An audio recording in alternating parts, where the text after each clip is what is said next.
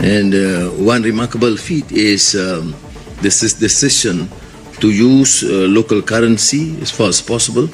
And Bank Negara Malaysia and CBI has worked on this area for ringgit Malaysia and rupee. Malaysia के प्रधानमंत्री के इस बयान ने वैश्विक आर्थिक गलियारे में हलचल मचा दी है। पहली बार मलेशिया ने खुले तौर पर कहा कि वो भारत के साथ व्यापार में अमेरिकी डॉलर पर निर्भर नहीं रहेगा।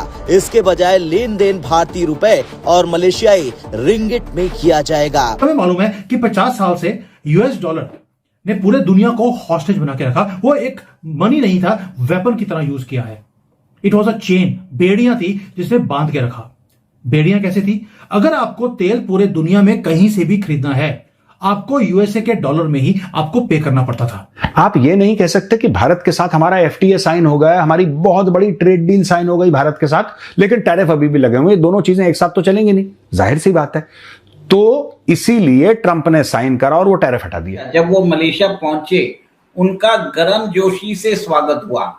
Prime minister Anwar Ibrahim of Malaysia खुद पर्सनली उनको एयरपोर्ट पर रिसीव करने आए।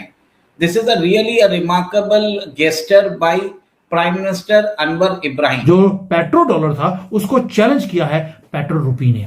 अभी हम ग्लोबल करेंसी नहीं बने, लेकिन हमने वो सेम स्ट्रेटजी अमेरिका की उसको कॉपी करके हमने इंप्लीमेंट करना शुरू कर दिया। ये तो हो गया दो चीजें। तीसरा, हम इसके साथ पैरेलली काम और भी कर रहे हैं। ब्रिक्स कंट्री की हमने बोल दिया भाई एक अल्टरनेट पेमेंट सिस्टम हम खड़ा करेंगे। भारत अब एग्रीकल्चरल चीजें खरीदेगा, जो खेती बाड़ी की चीजें खरीदेगा, ठीक है, अमेरिका से खरीदेगा हमारे किसानों को। यार प्लीज हाथ जोड़ रहा हूं, झूठ बोलना बंद करो यार। क्यों झूठ बोल रहे हैं लोग, मुझे आज तक यही समझ में नहीं आया। नमस्कार दोस्तों, जियो भारत में आपका स्वागत है। दोस्तों, आज अमेरिकन डॉलर के लिए एक बहुत बुरी खबर आई है और भारत के लिए एक ऐसी खुशखबरी है जो हमारे रुपए को ग्लोबल करेंसी बनाने की दिशा में एक बहुत बड़ा कदम है। मलेशिया के प्रधानमंत्री अनवर इब्राहिम ने दुनिया के सामने खुलेआम ऐलान कर दिया है कि वो भारत के साथ व्यापार करने के लिए यूएस डॉलर का मोहताज नहीं रहेंगे। उन्होंने साफ कहा है कि मलेशिया में अब इंडियन रुपी और मलेशियन रिंगिट में ही ट्रेड की जाएगी। ये बयान वॉशिंगटन में बैठे लोगों के लिए किसी भूचाल से कम नहीं है। अब तक इंटरनेशनल ट्रेड का मतलब सिर्फ एक था, डॉलर। लेकिन रशिया यूक्रेन वॉर के बाद दुनिया बदल रही है। पहले रशिया, फिर यूएई, ईरान और अब मलेशिया ने भी डॉलर को टाटा बाय बाय कहने का मन बना लिया है। मलेशिया के सेंट्रल बैंक और एसबीआई ने मिलकर एक नया सिस्टम बनाने की तैयारी शुरू कर दी है, जिससे अब हम डायरेक्टली अपनी करेंसी में लेन देन कर सकेंगे। सोचिए, एशियन का एक और मजबूत देश अगर रुपए पर भरोसा दिखा रहा है तो इसका असर पूरे साउथ और ईस्ट एशिया पे कैसा पड़ेगा।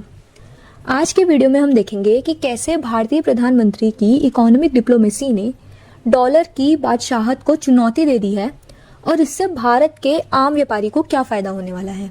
India is doing exactly the same thing. हम फंड कर रहे हैं अपनी राइज को थ्रू अदर पीपल्स मनी। इसलिए बोल रहा हूं कि ये जो दुनिया की हेजेमनी थी हमने उसको कॉपी कर लिया है और ये नाइटमेयर है वॉशिंगटन के लिए। क्यों? क्योंकि एक जो डॉलर की जो डिमांड थी, जो आर्टिफिशियल थी, उसको हमने कम कर दिया। और क्योंकि जो तेल की जो खरीद है, we are one of the largest importers of oil और हम सारा काम कर रहे हैं रुपये के अंदर।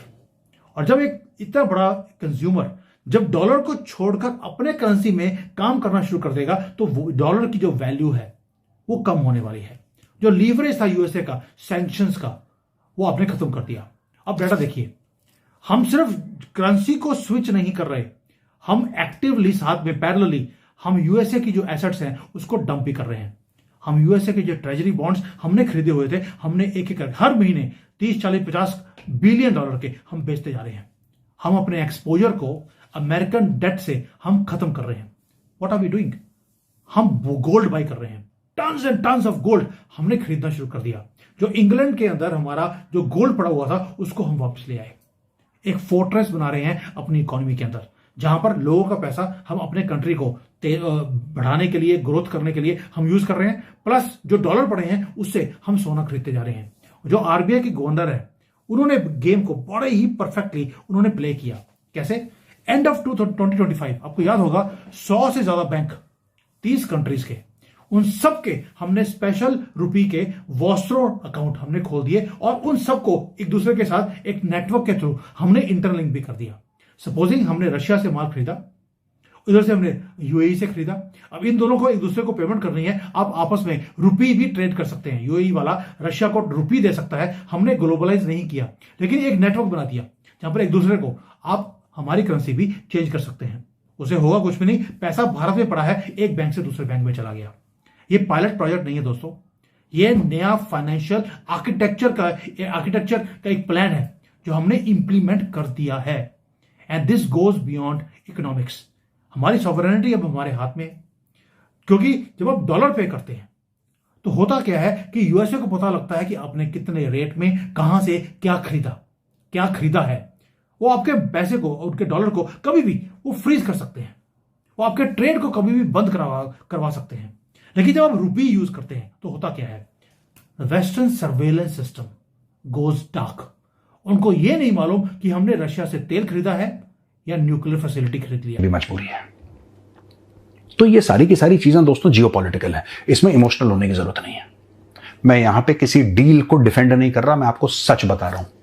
अच्छा, दूसरी चीज ये भी लोग कह रहे हैं कि भारत अब एग्रीकल्चरल चीजें खरीदेगा, जो खेती बाड़ी की चीजें खरीदेगा, ठीक है, अमेरिका से खरीदेगा हमारे किसानों को।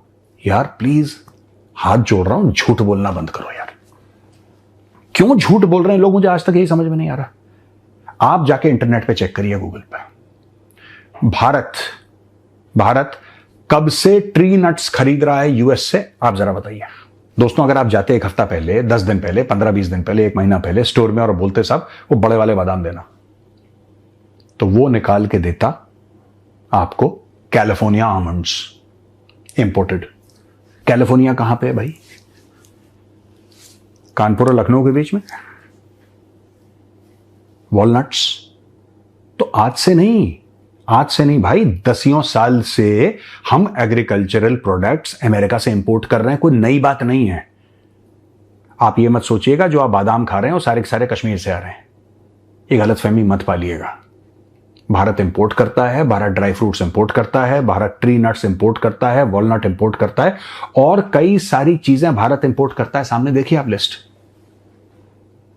और यहां पे मैं इसको पॉलिटिकल नहीं करना चाहता, I am not trying to make it political. आप जानते हैं मैं ये कांग्रेस बीजेपी इन सब चक्करों में कभी नहीं पड़ता, मेरा इंटरेस्ट भी नहीं है। लेकिन मैं आपको बता दूं, अगर किसी को गलतफहमी हो, क्योंकि लोग फिर सोशल मीडिया पे कह रहे हैं कि नहीं ये बीजेपी की सरकार ने, नरेंद्र मोदी ने ऐसा वैसा ये वो कॉम्प्रोमाइज कर दिया देश के फार्मर का, तो ये देखिए आंकड़े 2012 में, चलिए 12 का आंकड़ा पकड़ लेते हैं, 2012। तो दोस्तों, इस फैसले के पीछे की स्ट्रेटेजिक इंपॉर्टेंस को समझना बहुत जरूरी है। मलेशिया सिर्फ एक देश नहीं है, वो एशियन यानी साउथ ईस्ट एशियन नेशंस का एक बहुत बड़ा और इन्फ्लुएंशियल मेंबर है। अगर मलेशिया रुपए में ट्रेड करता है तो कल को इंडोनेशिया, थाईलैंड और वियतनाम भी ये रास्ता अपना सकते हैं।